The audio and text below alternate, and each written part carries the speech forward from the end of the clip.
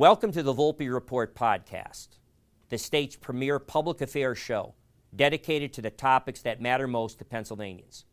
I'm your host, Chuck Volpe. Join us now as we speak to this week's guest.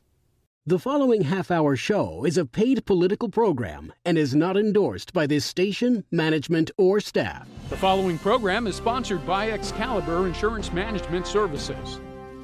Before we get to today's two-part show with United States Senate candidate Dave McCormick, the Republican nominee, I thought I at least would like to welcome you back. I hope your summers were fun-filled and safe. Summer is a great time to take a break. I know I need one myself, but I'm ready and looking forward to bringing you what's the second half of our 11th year, the fall season of our 11th year. I've said before, it's amazing where all that time has gone, but we have a wonderful lineup of fall guests that will impact both the national and state picture in this country for our future, and we look forward to bringing them to you. And again, we're starting with one right here in Pennsylvania in a very important potential swing state, not only in the presidential election, but for United States Senator. And as I said, we are pleased to welcome Dave McCormick for a two-part show. This show will, beside this one, will air with Dave McCormick next week. We bring him back as the Republican nominee in 2024 to attempt to flip the United States Senate seat, which is currently held by three-term Democratic Senator Bob Casey. Mr. McCormick has extraordinary qualifications. Dave was born and raised in the Pittsburgh area before his family left and moved to Bloomsburg. Dave's father, James, was president of Bloomsburg University, and he was the chancellor for the Pennsylvania State System of Higher Education. Dave excelled academically and athletically and received an appointment to West Point. He graduated with a Bachelor of Science in Mechanical Engineering. He was a four-time letterman on the Army wrestling team and co-captain. At this point, Dave interrupted his education to begin his military service and went to the Airborne and Ranger School of the United States Army and became an honor graduate of the Ranger School. He then joined the 82nd Airborne Division at Fort Bragg. In 1991, Dave was part of the first wave of U.S. troops sent to Iraq during the first Gulf War. He rose through leadership, becoming the XO of a forward combat engineering company tasked with clearing minefields and destroying enemy munitions. For his accomplishments, Dave was awarded the Bronze Star. He then resumed his education, earning his doctorate from Princeton University in International Relations. Dave's career in public service began during the administration of George W. Bush, where he served in several key departments, including as Undersecretary of the Treasury, being principal advisor to Secretary Henry Paulson. Dave also served as Undersecretary of Commerce for Industry and Security. And finally, he became a Deputy National Security Advisor for International Economic Policy. We look forward to speaking with him today in part one on his reasons for running and the issues that face America and the differences he presents with incumbent Senator Bob Casey. This is the Volpe Report, a weekly news and political interview show examining the latest local, state, and national issues with Chuck Volpe. Insightful, informative, controversial, the area's premier political talk show, the Volpe Report. Dave, welcome to the Volpe Report. Hey, Chuck, good to see you. Let me start with the most generic of all questions, but maybe the most important one I'll ask you. How's the campaign going? Yeah, well, Chuck, thanks for having me. I was up in your neighborhood over the weekend. I was in Scranton, went to the La Festa, St. Peter's Mass on Sunday, and then Wyoming County Fair and Sullivan County. So I've been all over our great Commonwealth this weekend. And here's my honest assessment. I got in the race October 1st of last year. And if you'd have told me that on Labor Day weekend we would be where we are, I'd feel great about it. I feel excited about the future, and I think we're going to win. Top of the ticket, President Trump and Vice President Harris are neck and neck. In most polls, President Trump's in the lead by a small margin. I think that's going to grow when people get to see the kind of liberal San Francisco agenda that she represents. Senator let me just correct one thing. Yeah. I'll call it a Marxist progressive anti-American agenda. But go ahead. I can say those things. And it's extreme. It's extreme, man. And Tim Walz is worse. Worse. And, I'll come back to that because I ran a commercial that you may have missed. I want to talk to you about it because it went crazy. 7 million views on this thing. Wow. Second, with Senator Casey, I've closed in on the polls. I'm within a margin of error in the last 5 or 6 public polls. My internal polling says the same. And the reason is that people view him as weak and not able to stand up to the crazy liberal agenda in his party, the radical agenda that's taken us in the wrong direction. I feel great on the ground. I feel like there's a real movement afoot. So, you and I have talked about this. I'm a wrestler, and I wasn't the best wrestler in the world. I wrestled in college, but I always knew that if I could get into the last period within a point or two, I'd win. And the reason is it's all about guts. It's all about grit.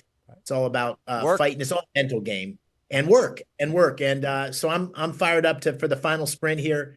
And, I'm running because I think the country is in deep trouble. And we got to get things on track. And I think I'm the kind of leader, based on my experience as in the military, West Point, building jobs, creating jobs here in Pennsylvania. I think I got something to really contribute to Pennsylvania and the country, and I'd be honored to do it. So I feel good. The Casey campaign and the Democrats are clearly trying to portray you as you're not from Pennsylvania, that you're like Doc Oz. You're this guy that has almost no connection to Pennsylvania. Now, you've been on my show. You're getting to that point. I'm proud to call you a regular guest. You've been on 7 or 8 times over in the last 2 years. So I know your story, and I know that's a lot of bunk and garbage, but I figure I would let you answer it because it works better when it's not a 30-second response ad and a lot cheaper than doing that. It Sure. gives you a chance to expound on your Pennsylvania roots. And if you're not Pennsylvania Americana, then nothing is. But go ahead. Thanks, Chuck. Yeah, listen, it's the big takeaway from politics is it's hard to believe how much people lie about you. Senator Casey has run a number of ads that are lies, and I'm responding to some of them and not all of them. And the reason for the attacks are that Senator Casey doesn't have a record to run on. So I want to start with that. Listen, I'm proud of my Pennsylvania story. 7th generation Pennsylvanian. My dad was Indiana County. My mom was Punxsutawney. I always make the joke that I'm running against Punxsutawney Bob because we only see him every 6 years. And I was born in Washington County, outside of Pittsburgh. I grew up in Bloomsburg. My dad was the president of Bloomsburg State College, and we had a farm. And I had a typical Pennsylvania upbringing. I was a paper boy. I baled hay. I trimmed Christmas trees. I worked on the farm. Played football, wrestled. I was the busboy at the local McGee Hotel, and honestly, wrestling got me into West Point. Senator Arlen Specter, Pennsylvania senator, nominated me, but wrestling got me over the hump. And I wrestled at West Point. I was the co-captain of the team, and then went to Ranger School and the 82nd Airborne Division, where I was an officer, and I went to Iraq. So the first 27 years of my life were in Pennsylvania serving. And then I came back to Pennsylvania and ran a great company in Pittsburgh for a number of years, created hundreds of jobs, and then went to public service again. So I've spent more than half of my life living in Pennsylvania, another 14 years serving our great country. I did run a firm in my 40s and early 50s in Pennsylvania, in Connecticut, rather, a big investment firm. And during that time, I owned a family farm, which I still have in Bloomsburg. And in 2022, I moved back to Pittsburgh, where I had 3 of my daughters, to run for office. And the reason I'm doing that is because I believe in duty, honor, country, which I learned at West Point. I believe that I have a lot to offer as a senator from Pennsylvania for our great Commonwealth and our country. And this is what we want for our kids. We want them to have the kind of opportunities that I've had, but I'm afraid if we don't get things back on track, we're not going to have that for our kids, for your kids, Chuck, for my kids, our grandkids. This is about America's future. We need leaders that can change the direction of our country. And I'm a Pennsylvania kid through and through, and I think I've got a lot to offer. Well, there's no question about that. Again, having gotten to know you, your resume is spectacular. And, to have the, almost work ethic that was instilled in you working on your family farm, that generally doesn't necessarily equate with having a father who's the president of a university. That's usually a different. That's more of like the Democrats that live in the gated communities have the presidents of universities, and they don't grow up in farms and get wrestling scholarships to our great military academy at West Point. So I'm glad you said that, Chuck, because my mom and dad are both public school teachers, and my dad went on and got a doctorate in education, and that was what led him on his path into higher ed. But everything, we're all byproduct of our families. And my mom and dad are still with us, thank God. They live in Enola, outside of Harrisburg, and they were tough. I mean, we had to work. I'd get up at 5 a.m. to deliver papers, and they never let us think we had anything other than to work on our nothing, rest on our laurels, but work hard for whatever was going to come our way. And now the funny thing is, my dad's never been in politics, but he calls me every day and tells me what I'm doing wrong on the campaign. Or says, can you believe that those commercials, they're lying about you so much, you got to do something about it. So this has gone full circle. You've been critical of Senator Casey about a lack of a record, effectively. He's been there 18 years. So if you were to do a compare and contrast why you're a better choice for people, do that for me. Yeah, listen, this is, I grew up, 45, 50 miles from where Senator Casey grew up. My dad actually worked for Governor Casey. Listen, this is, I understand the Casey name. Senator Casey has been in office for 30 years, and he's been in the Senate 18 years. And, I honestly think if you're a Pennsylvanian and you ask yourself, how has my life gotten better because of Bob Casey? What difference has he made in the Senate? The answer is not much, not much. And so what I say on the campaign trail is if you like the status quo, if you think that sky high inflation, which is, killing working families is okay, then you should vote for Bob Casey. If you think a wide open border and 4,000 fentanyl deaths is okay, you should vote for Senator Casey, because it's the result of his 98% vote for everything President Biden and Vice President Harris have done. And what's happened is Senator Casey, I don't know what his actual views are. He ran as a moderate. He ran as a conservative Democrat, which is, I spent a lot of time in Scranton. That's a lot of the Democrats there are sort of traditional, old school conservative Democrat, right? That's you. Me. 45 years a Democrat, a conservative Democrat. He ran as that, Chuck, and he's anything but that. This is a guy now who's voted for wide open borders, sanctuary cities, who's voted for, supports the student loan forgiveness. I mean, can you think of a more unfair, ridiculous thing that all of us, people that didn't go to college, are paying for the student loans of people who did go to college? He's supported things like biological males competing with biological females. His position on abortion has moved to the far extreme of the Democratic Party. He's voted for abortion up until the due date. These are a set of positions that are just out of step with Pennsylvania. And now, with Vice President Harris at the top of the ticket, you have truly a person who is a San Francisco extreme liberal. And Bob Casey will be a sure vote for that agenda. And I wanted to mention, Chuck, if you haven't seen it, about a day after Senator Casey endorsed Kamala Harris, I ran a commercial.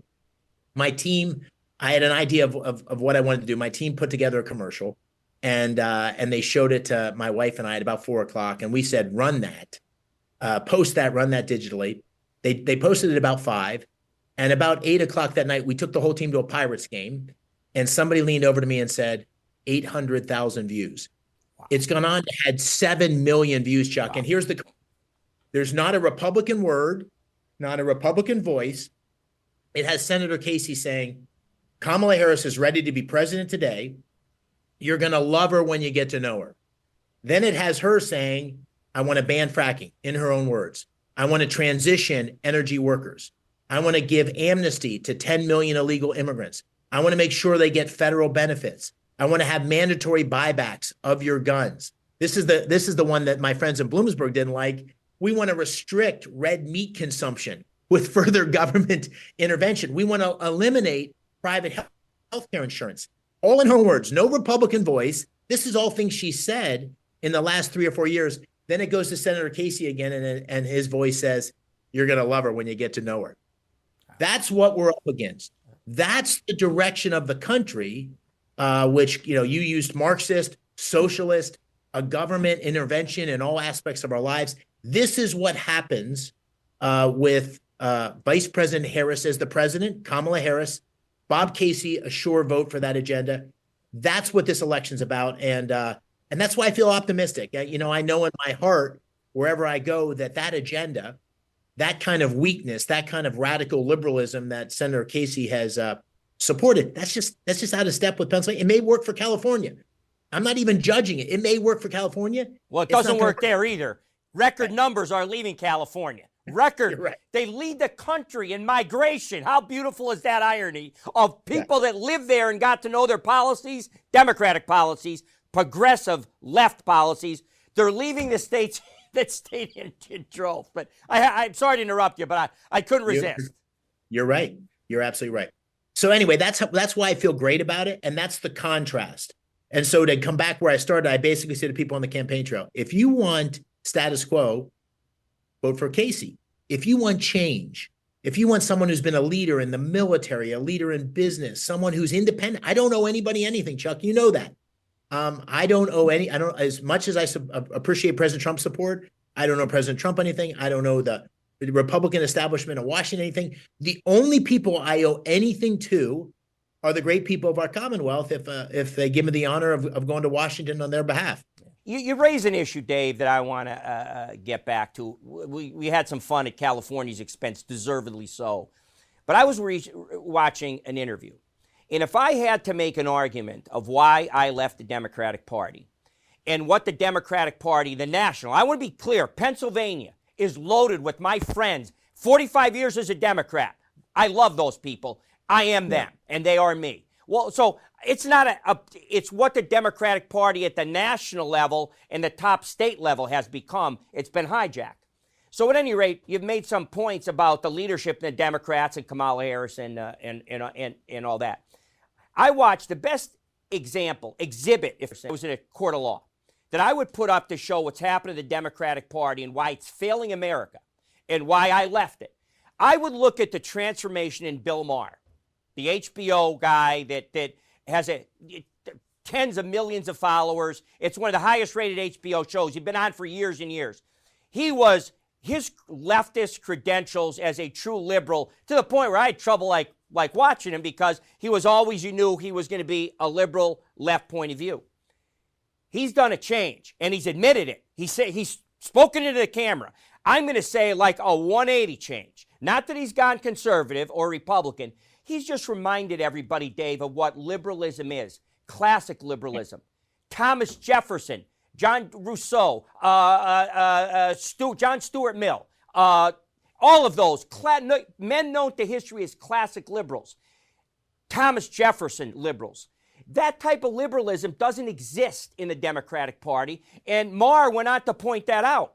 At length, he said, we believe in limited government. We believe in individual freedoms. We believe in inalienable natural rights given to us from the Creator, not from the beneficence of the Democratic Party. And he went on and on. So I started actually watching him. On one interview, and I wanted to make this point and get your comment. I had to do this to make sure I heard it. I replayed it. He's interviewing Nancy Pelosi, one of the figureheads in Mount Rushmore of toxic progressivism, illiberalism, not liberalism. He made a point that California has just signed a bill into law that will create a situation where the California state government and taxpayers will finance housing for illegal alien migrants. They're going to pay for their housing. And Maher was like, what? Did I get that wrong? And he went on to expound about if you have no borders, you have no country, that you're asking taxpayers that are here legally, that became citizens, to pay tax dollars to put illegals who broke our laws. You're going to put them up. And here's Nancy Pelosi's response. You had to see Bill Maher's face. She said, well, that's the American dream, isn't it? Not the American dream I learned. I don't know about you. So talk a little bit about how far left. I need people, back to Kamala Harris, you're right. They need to pay attention to her views. So Yeah. go. Yeah, listen, I think that's why, throughout our lifetimes, Chuck, I think we're about the same age. There's been people telling us this is the most important election of your lifetime. But I honestly think this one is. And the reason is just what you said. It's the contrast of ideas, of what America is all about and what is critical to sustaining the exceptionalism of America. And there's two concepts I'll just highlight. You've identified a number. First of all, sovereignty. Like, you have to protect your sovereign borders. If you don't have sovereign borders, you don't have a country. And the Democratic Party has consistently said that supported open borders. Bob Casey's voted against additional funding for the Border Patrol, for sanctuary cities, and for a path to legal citizenship for those who enter the country illegally. That is definitionally what is going to erode the very essence of our country, because you lose control of your borders and you lose control of a legal process. My wife's an immigrant from Egypt. I am pro legal immigration, but when we have wide open borders, we lose control, and it creates national security problems, economic problems. It's destroying cities like San Francisco, like Philadelphia. This is a huge, huge problem. And then to give all those illegal immigrants these economic benefits is essentially erodes our fiscal stability. And it's just another part of this economic agenda, which is going to destroy the most dynamic economy in the world. So let me give you a couple examples. Kamala Harris's first big economic speech, she talks about essentially price controls. There were price controls. That's what they were. Which is what Bob Casey has been saying. What's happening is greedflation, shrinkflation. Listen, I'm not supporting big corporations. We have in Pennsylvania anti-price gouging legislation. What's happening is we have a record high inflation because of the $5 trillion of new spending that Biden and Harris have put in place, that Bob Casey has voted for every step of the way. So there's an economic policy, which is just spend in ways that you and I and others couldn't possibly do in their own homes.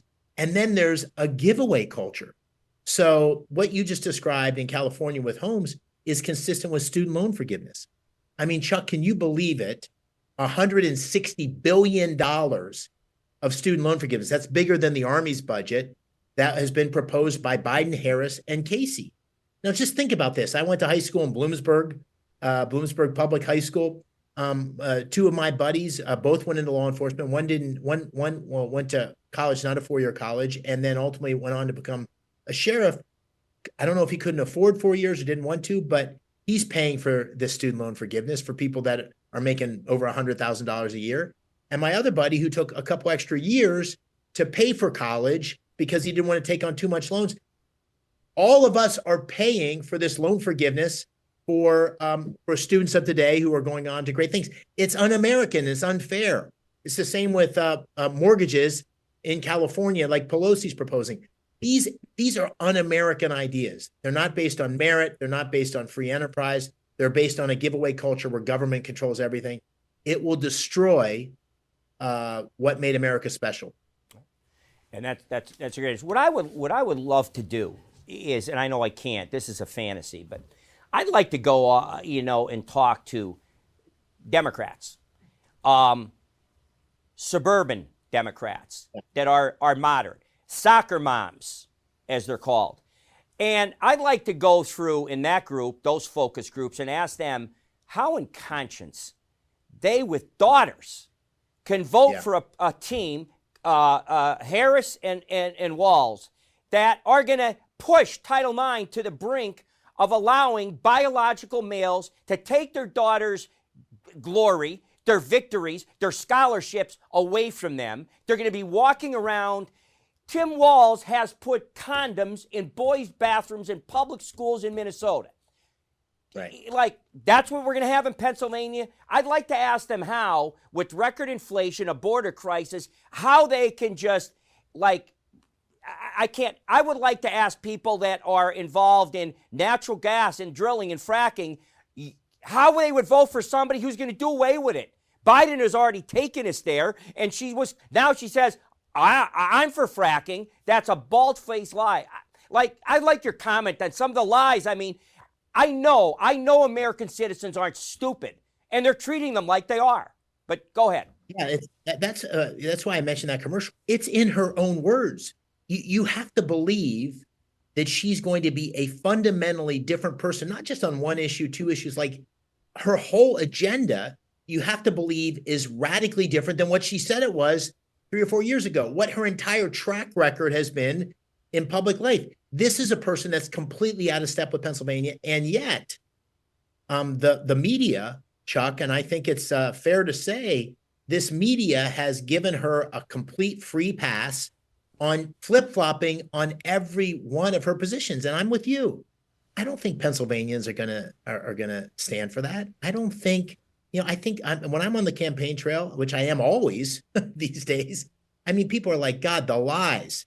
And so that's our challenge as Republicans, to make sure that we're continuing to come back to, wait a second, what do you feel? Do you feel like the economy is better than it was 3.5 years ago? Because they're saying it is. Does it feel that way? These restrictions on natural gas development, on fossil fuels. Do you think it makes sense that President Biden and Bob Casey supported this? That President Biden dictated that by 2032, 70% of all new vehicles that are sold have to be EVs. Does that sound right to you in Scranton, Pennsylvania? The lying and the flip-flopping is absolutely shocking. But in Senator Casey's case, I think it's something different. And I want to say this. Like, I believe that his challenge is not that he's flip-flopped on all these positions necessarily. I think his challenge is he's too weak to stand up to his own party. The party has moved dramatically to the left. I know a little bit about the Casey family. I certainly know about his father. I think the position Senator Casey is supporting, I don't believe he necessarily believes them. I think that that's where he has to be with his party, and he doesn't have the courage to stand up and fight it. And that's a real shame. And he also is lying about my positions. And I want to bring up a position that's a sensitive topic, Chuck, but you and I have talked about it before. It's the issue of abortion, which there's ads being run in your area right now about my position on abortion that are absolute lies, complete 100% lies. And so I'd like to have the opportunity to say what my position is. Go ahead. But talk about this. So listen, I've got 6 daughters. And I recognize how polarizing this issue is, and we need to find common ground on this issue. And my position is that states should decide. This is so sensitive that the voters should decide, pick representatives that represent the positions that they have on this. My position is there shouldn't be any bans on abortion. There shouldn't be federal legislation on abortion. My position is that I support the 3 exceptions. And my position is that I'm not in favor of Senator Casey's position, which Senator Casey has voted for legislation that would allow abortions up until the due date. I think that's an extreme position. Regrettably, we're going to have to cut short and end part 1, even though Senate nominee McCormick was on quite a roll there. I think probably your host was as well in some very controversial subjects. But at any rate, we will be back, as promised, next week with part 2 with Senate nominee, Republican nominee, Dave McCormick.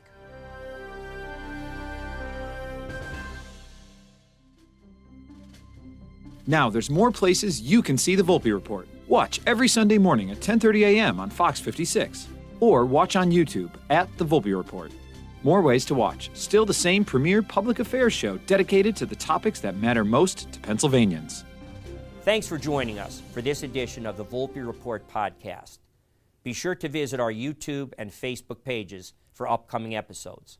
You can catch up on the Volpe Report podcast on your favorite podcast provider.